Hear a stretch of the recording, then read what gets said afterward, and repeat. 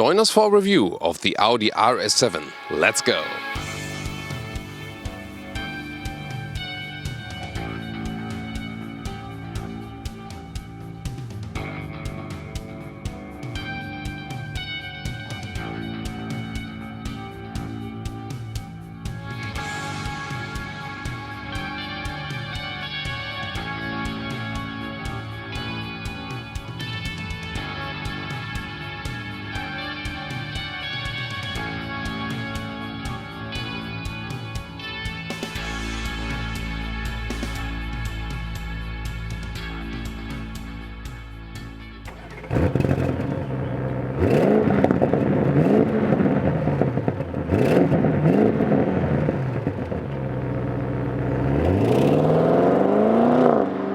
Also, a base Audi A7 in this new generation has the strong front grille in this very form, and also a strong hood, very elegant already in the front but sporty. And here the RS7 has these Quattro citations from the past model, then the shiny or glossy black grille and the contrasting bigger lower bumper, also this bigger air intake. This is a real air intake, by the way. It starts here also with a contrasting color to this Navara blue. You could also get a black or night package that then also puts it all in black.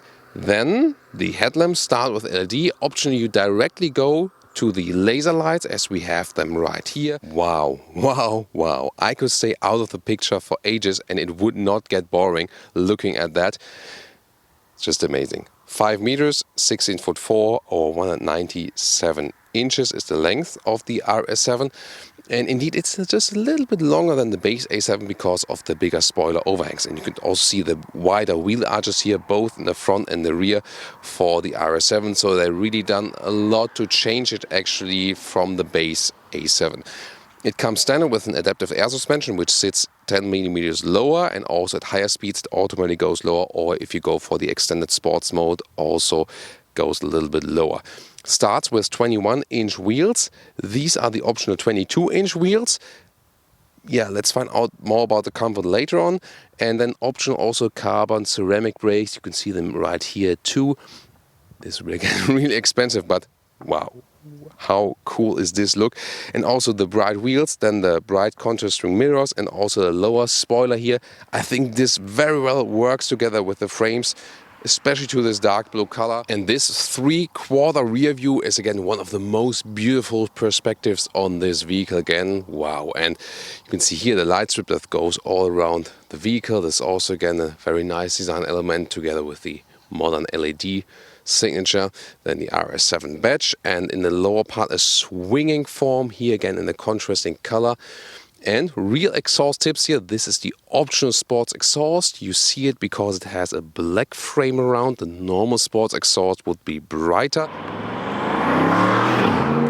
So that's it, 4-liter V8 bi-turbo, 600 horsepower, mild hybrid technology actually, and 8-speed converter automatic gearbox, rear-wheel biased all-wheel drive, 3.6 seconds to 100 kilometers or 62 miles an hour, and 12 seconds to 200 kilometers or 125 miles an hour.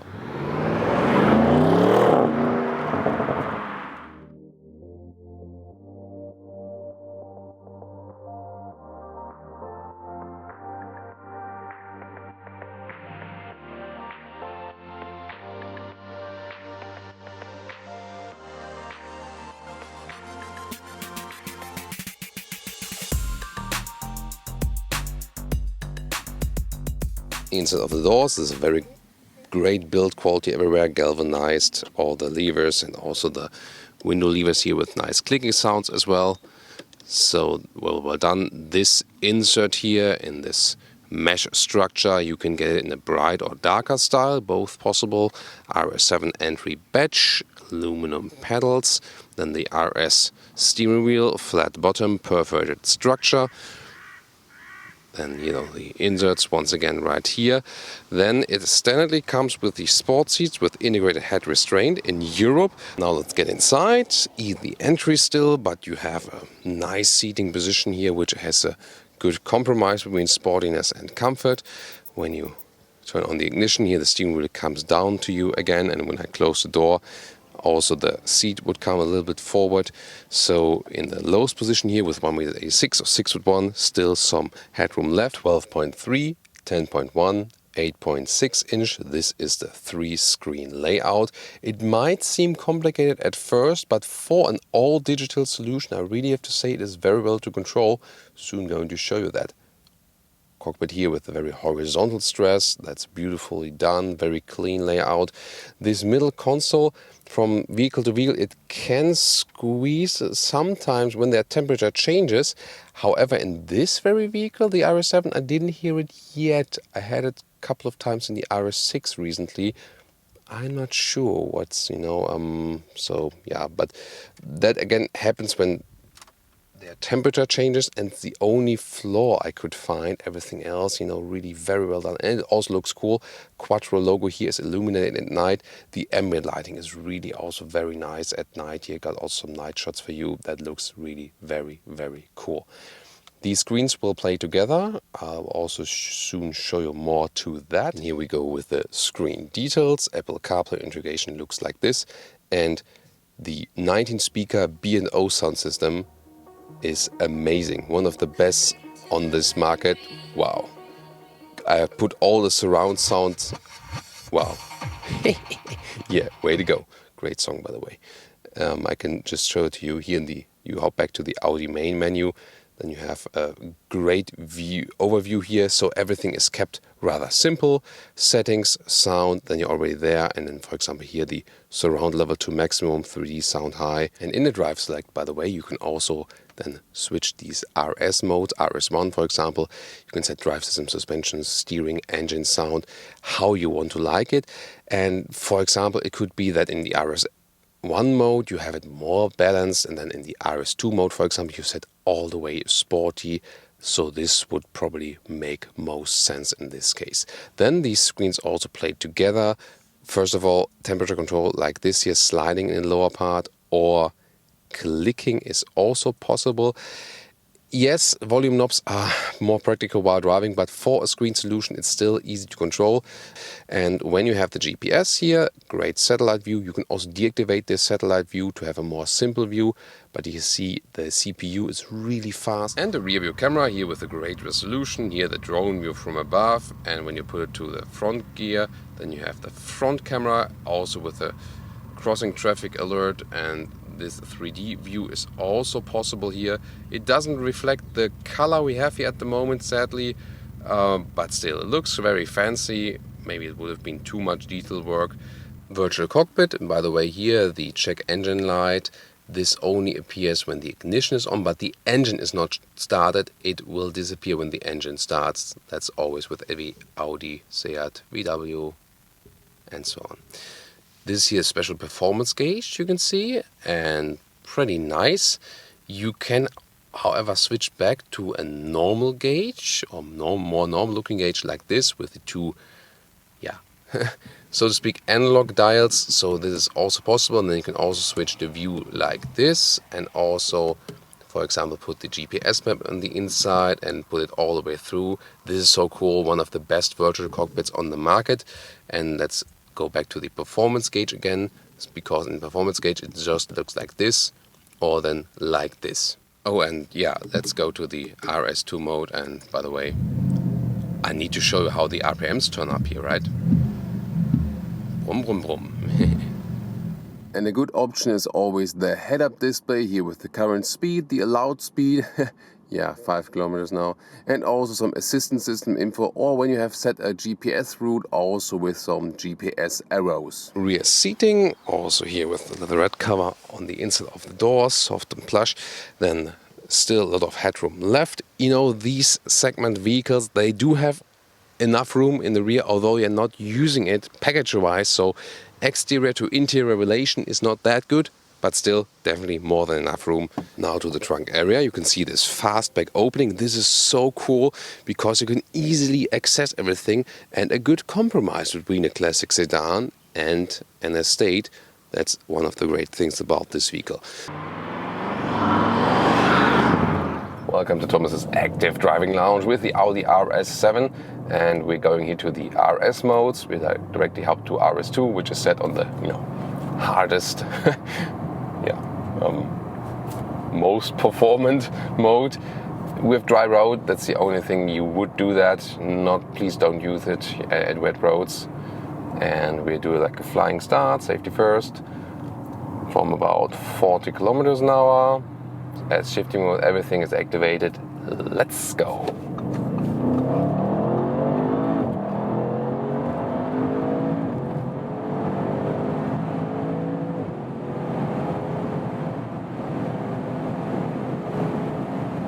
To 20 kilometers an hour. Wow. Whee. So that was something. Lane change here, high speeds at 200 kilometers an hour. Let's go back again. Wow. So flawless, so smooth. Amazing. And this all-wheel drive is putting that power on the ground also so evenly. So what a harsh acceleration on the one hand, but how smooth on the other hand. I'm already feeling like being on Nürburgring Nordschleife here, and I mean driving 200 kilometers an hour with this car feels like nothing. Now hard on the brakes from 200 to 100. I wasn't even so hard on the brakes, but so precise, so good in the control. And at any time you can release this RS mode here directly on the steering wheel. Don't have to do anything in the menu. Going a little bit calmer, setting the cruise control, setting the driver assist, and let's relax here on the motorway, no problem. Sound-wise, I mean, there was a nice, decent sound, but you already heard that this car is not exaggerating things. It's not to be out like this poser vehicle. It's still supposed to be an elegant sports car.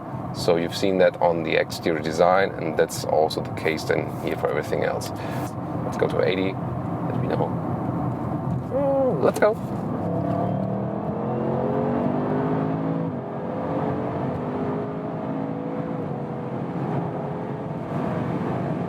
And that's 200, and now we are in this corner here at 200 kilometers an hour, and look at that, how stable the car is on the road. It's really like being on one of the straights on Nürburgring Nordschleife.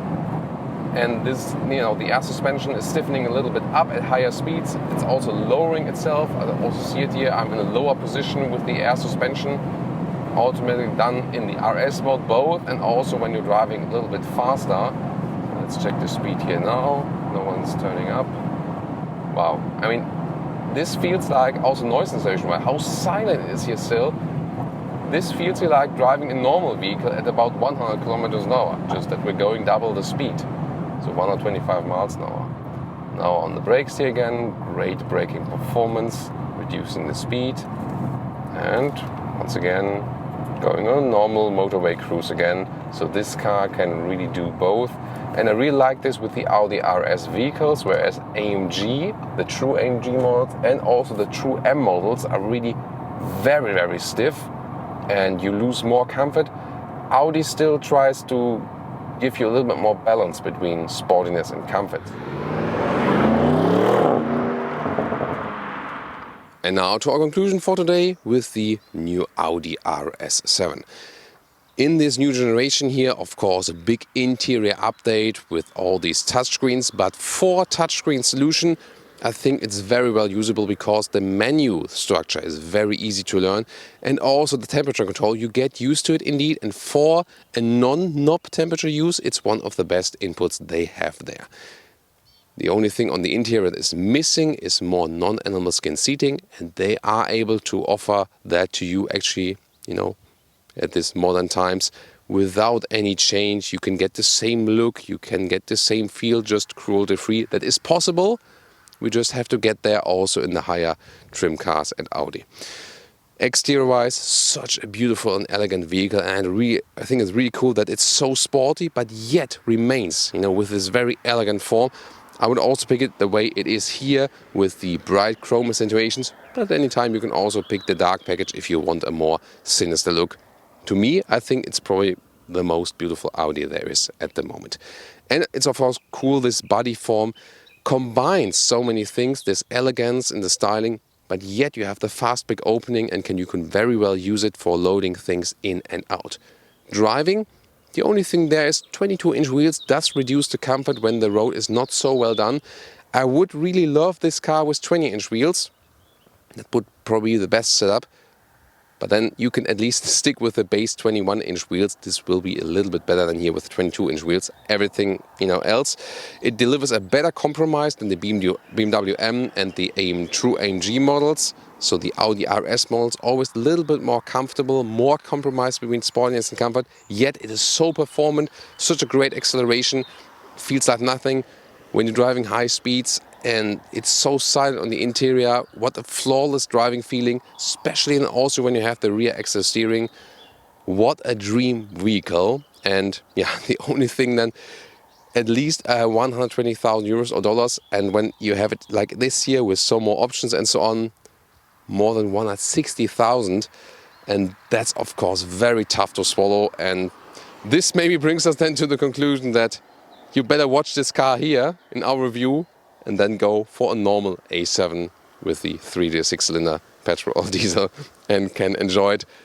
Definitely, yeah, maybe not as sporty, but definitely also very enjoyable, and maybe less than half the price.